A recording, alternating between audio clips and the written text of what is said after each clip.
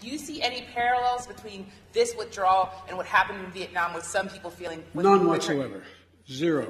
What you had entire brigades breaking through the gates of our embassy. 6, if I'm not mistaken. The Taliban is not the North Vietnamese army.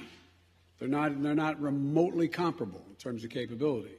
There's going to be no circumstance where you see people being lifted off the roof of a embassy of the United States from Afghanistan. It is not at all comparable. A few moments later. From what I'm experiencing right now, there's actually been an increase of helicopter traffic. It's hard to know where they're coming from or going to. Once the American forces arrived yesterday and the day before, the helicopters were going to the embassy and bringing the American embassy staff to the airport, to the main airport. And Nigel, there are a lot of reports right now coming in, but you are reporting live from Kabul right now. I think we are the only channel right at this point from Kabul, courtesy of you right now, as we are looking at what's happening. What is it that you're hearing? What are the kind of reports that have reached you so far?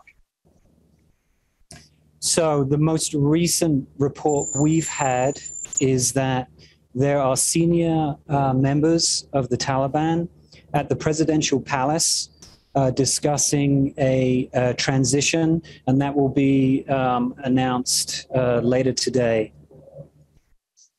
We've also heard that the Taliban is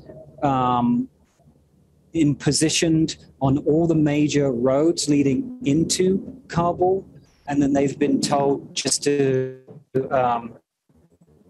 wait there.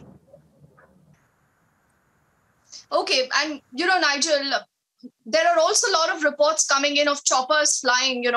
Is that the sound that you have also heard? Is that what you have seen? What about the locals? What is it that you have seen around you or heard around you?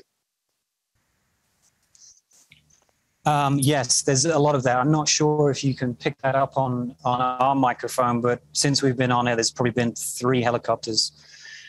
What happened this morning was very interesting in that our organization was trying to get our COVID test to fly.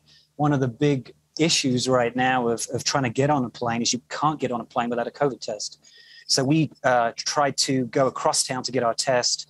And during that time, there was gunfire reported in the Sharanau area, which was very close to our office and the clinic.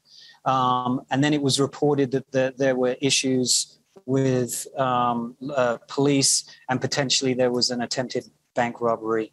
Around about that time, the traffic in Kabul was completely deadlocked. And there were people streaming away from that particular area of town.